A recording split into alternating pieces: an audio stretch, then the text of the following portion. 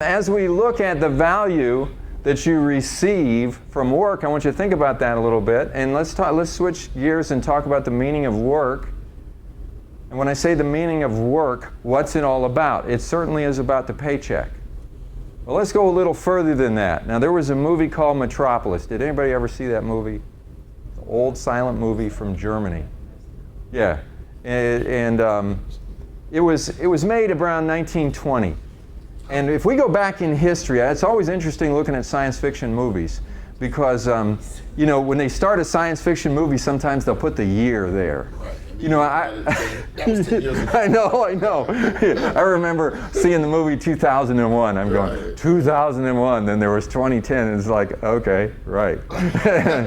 And so this movie was trying to depict what life would be like in the 21st century. And at the point in time, like around 1920, what was happening in Germany is industrialization was happening. And building factories and people moving from the farms into the cities, getting factory jobs. So what they projected was that by the time we get to the 21st century, where we are today, we would all be working in dark underground factories. But beyond that, as you watch this movie, it's what they were projecting is that people would have lose the meaning of work, the meaning of life, the meaning of anything, and just become like drones. Now look at these people. It's hard to tell who's going home and who's coming into work. It looks like a bunch of drones, you know. It's like nobody's got a smile on their face. They're all just sort of doing what they need to do, slowly plodding on through their lives. And this was a projection of life in the 21st century. And so here we are on the road of life in the 21st century. And I think that some people have lost the meaning of work. And I know that to be true because I do a lot of coaching with people. And I talk to them about how they feel about their work. And some people just hate their job. I mean, they literally hate their jobs. And I say, well, why don't you quit? Well, not in this economy, you know, I got to have this job. But what happens is they just get to that point of apathy. And when apathy starts to sink in relative to your job, it's amazing how it's hard to keep the apathy from bleeding into other parts of your life. And you know, you think about an apathetic person and a passionate person. And it almost doesn't matter what you do. It's about how you do it and how you feel about it. And I know for myself, that's really important to me. I like to feel passionate about what I'm doing.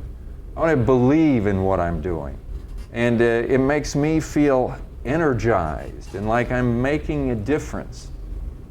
And it's important to be able to position yourself that way, that you're doing important things, you're creating value. You feel a sense of value in every moment in your life. So we're on the road of life and we're not independently wealthy, so we got to work. So you work and you get a paycheck, you work and you get a paycheck, you work and you get a paycheck. What's it all about? Is it just a paycheck or is there more than that? Well, some people I talk to and I ask them this question, what value do you receive from your work besides the paycheck? And I'll have some people say, well, not much, but at least I'm building some financial resources so that I can retire. And boy, when I retire, I've got some plans. Things are going to be great. I'm going to buy a sailboat and I'm going to do this and that. And it's almost like they think, you know, they can have this sort of unhappy life and then it's going to automatically change. And the first thing I tell them is I say, well, at that point you're going to be older than you are today. You may have more aches and pains than you have today. You know, why not? What a concept. Why not enjoy this journey? I mean, that's like a cliche. But why not enjoy life? And if you enjoy everything but the work, you know, let's say you work 8 or 10 hours a day, that's a big chunk of your life not to have a good time and enjoy it and to get value out of it.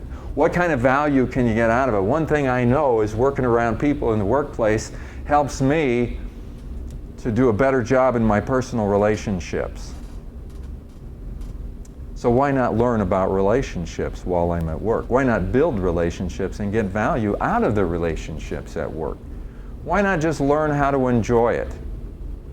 And I bring this up because as we focus on communication, a lot of times the question is, why should I care? Well, there's a lot of reasons why you should care about improving communication, in my opinion. One reason you want to you want to care is because it's important to the mission, but it's also important to you. Communication is central to our lives and our relationships.